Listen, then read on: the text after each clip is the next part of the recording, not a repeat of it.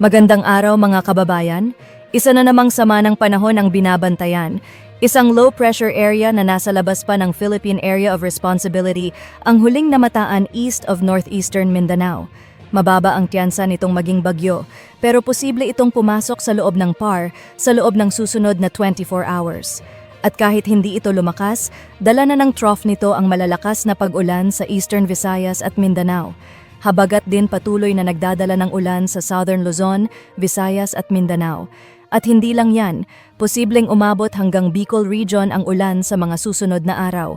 Kaya mga kababayan, maghanda pa rin sa mga biglaang ulan. Huwag kalimutang magdala ng payong at maging alerto lalo na sa mga flood-prone areas. Para sa iba pang updates, i-follow at i-subscribe ang ating Facebook page at YouTube channel para lagi kayong una sa balita sa lagay ng panahon.